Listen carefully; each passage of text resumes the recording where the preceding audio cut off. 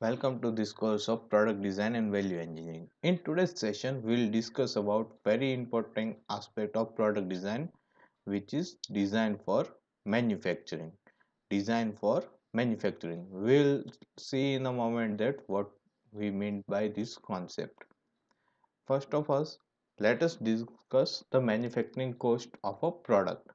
While we are talking about cost of the product, most of the cost can be divided in three parts: cost of components, cost of assembly, and overhead cost.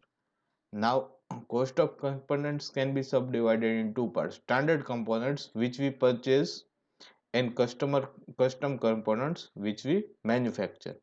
The standard components are say nut bolts, fasteners, all those are standard components which we do not manufacture in house but we purchase directly and we cannot change that cost. So standard components cost is as it is, we cannot do much about it.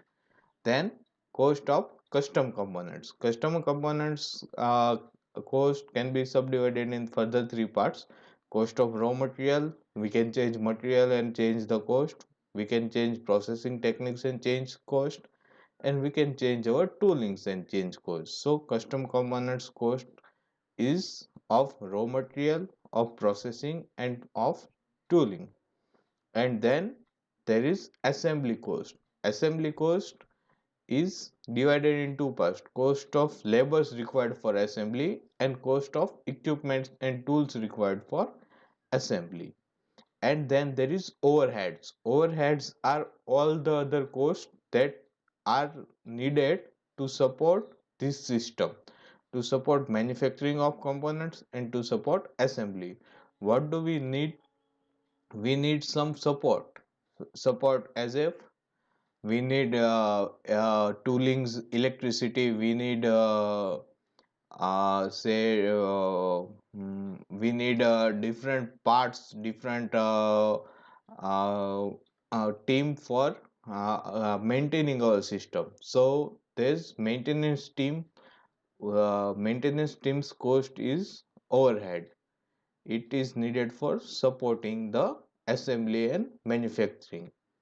We need similarly we need a quality department, so it is also an overhead which is required to support the assembly and manufacturing of components.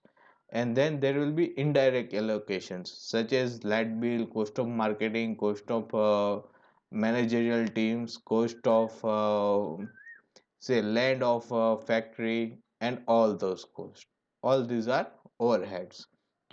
But as we know that we cannot change much here, if we want to reduce cost of a product, we only need to focus in this area, in components and in a assembly. Now, how we can estimate the manufacturing cost? So for that we need all this information. These ingoing arrows are the information we need. We need information about equipment required, information which information we need, which type of research we need to do, which tools are needed, raw material, label, what will be the purchase components, the energy required, different supplies, services, all these. And after all that, what we get? Finished goods and some waste. And all those are needed to estimate the manufacturing cost. Now, what design for manufacturing method does? If we want to reduce our manufacturing cost, then we can reduce that manufacturing cost by reducing cost of actual manufacturing, or by design our manufacturing in a way that it will have the minimum amount of cost. So design for manufacturing states that design your component such that the manufacturing of the component becomes easy. That is what we mean by design for manufacturing. Design your product in a way that its manufacturing will become easy. This is what we mean by design for manufacturing. And why we need design for manufacturing? Because if we want to reduce the cost, there is a study that says that most of the influence over price, quality and cycle time will be decided during our design. So 70 to 80% of cost will be decided by design, and only 20 to 30% of cost is decided by the manufacturing itself. So if I change my design, I can reduce or increase manufacturing cost drastically, but once the design is finalized, I can only do few things to increase my quality or to reduce my manufacturing cost. Most of the influence will be done during the design time itself. So if we want to make our products cost less, then we want to design them in such a way that its manufacturing will be easy and its cost will be less. So what is design for manufacturing methodology says that we have a design and we will estimate manufacturing cost for that. Now suppose we want to reduce the cost. So where can we reduce the cost? So we can reduce the cost of components, we can reduce the cost of assembly, and we can reduce the cost of supporting production. Remember that we are changing our design in such a way that cost of components will be reduced. Now, how can we change our design such that the manufacturing cost might reduce? So we will see that in a moment. There are different techniques, different guidelines for design for manufacturing, which will reduce certain cost. But for the moment, remember that we are trying to change design in a way that the cost of components will reduce, cost of assembly will reduce, and cost of supporting production will reduce. Then we consider the impact of design for manufacturing decision. Suppose I say that okay, my previous design has 5 components, I only make 3 components. So if I am making 3 components, uh, the cost of components will reduce because number of components are less. As number of components are 3, the assembly time also will reduce and cost of assembly will also reduce. Then I will check that changing from 5 components to 3 components, is my design as effective as it was, or I am compromising some quality. So I am recomputing the manufacturing cost. If I have not compromised on quality, I am I will compete I will again compute the manufacturing cost. I will again estimate the manufacturing cost, and then I will say that okay, is this good enough? If yes, then okay, design is acceptable. And if I am still not satisfied, I will repeat the process again. This is what design for manufacturing methodology is, to reduce the cost. Now, how can we uh, achieve this design for manufacturing? So there are certain guidelines what should be considered during design for manufacturing and what should be considered. So the first one is component elimination. There should be as less components as possible. The first guideline is there should be minimum number of components. Here is an example. There is two similar parts, two different design of a same component. Both components functionality is same, but one design has so many components, so many fasteners. Another design will remove that fasteners and instead it will just give a single band. So in this component 24 parts are needed and there are 8 number of different parts, and multiple manufacturing and assembly processes are necessary. But here there are only two parts, and we can see that both components are working the same. Both components are supporting this shaft. Here this component's purpose is also to support the shaft, and here it is also supporting this shaft, but it has 24 parts and it has only two parts.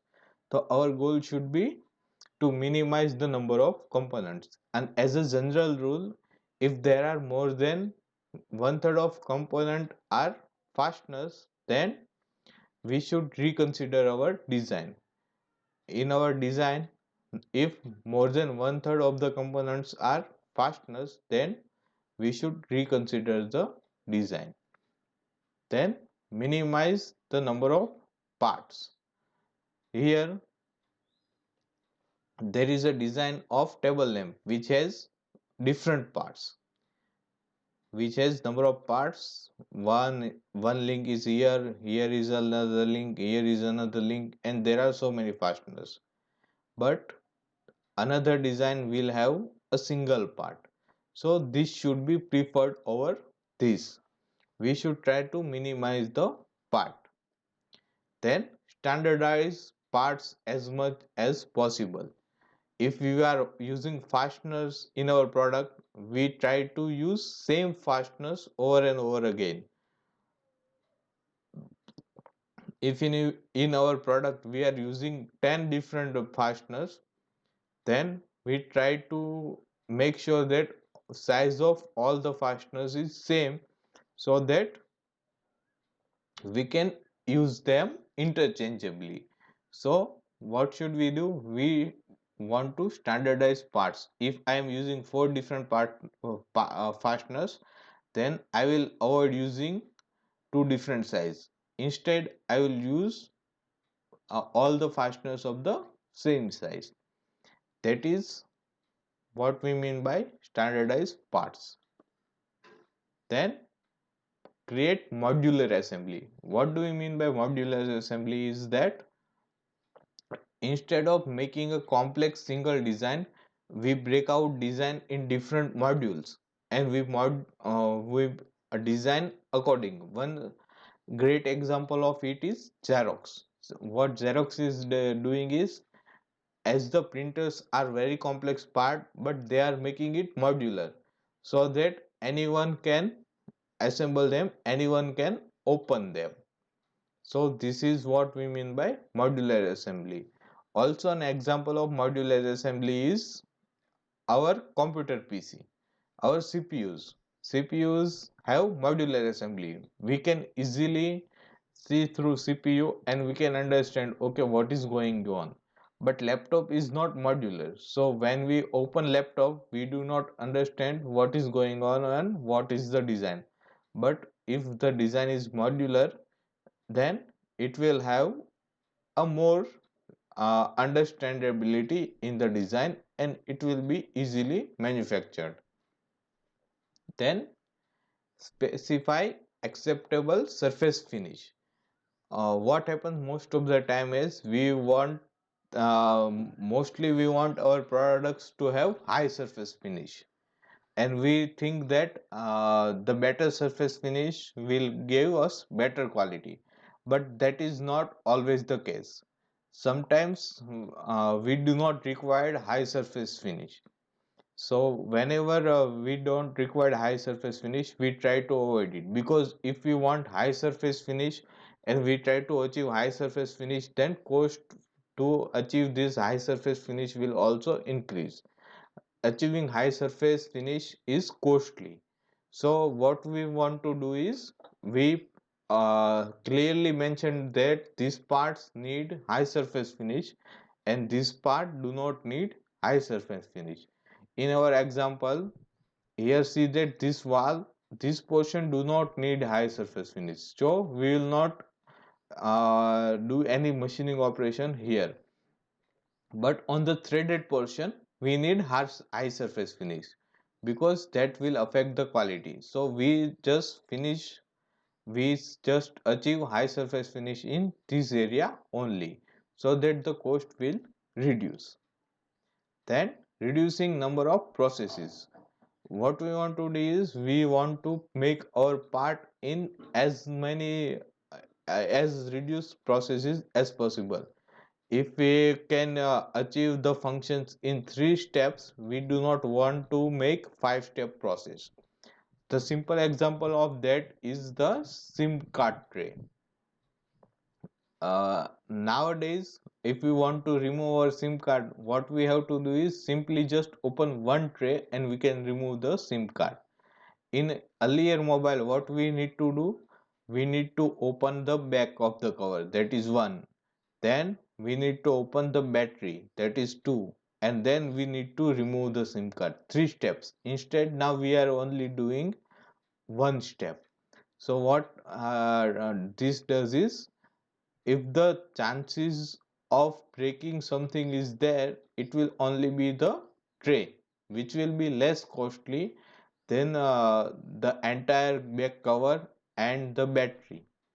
So we are creating less opportunity for defect, so damage will be less and process will be faster.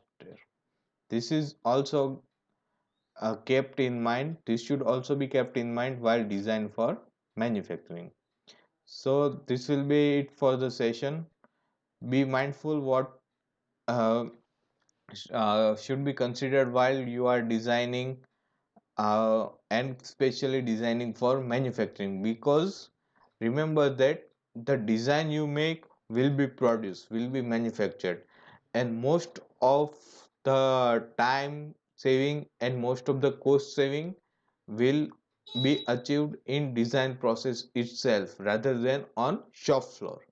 So design is very important aspect, and if your product have some criteria or some parts that are not required, feel free to remove it. Removing the part does not affect your product's quality if that are not necessary. Try to make your product with as less number of parts as possible. It will reduce your cost, it will make the design easy, it will make design simple, it will make manufacturing easy, and it will make assembly easy as well. So most important criteria is reduce the number of parts, then standardize, then do not overachieve quality. Specify the quality is required, specify the surface finish is required, and follow that only. And modularize your design, try to make the design as modular as possible. On that note, we'll end this session. In next session, we will discuss design for assembly. What factors should be considered while we are designing for assembly, or while we are designing, what should be kept in mind for assembly part. Okay.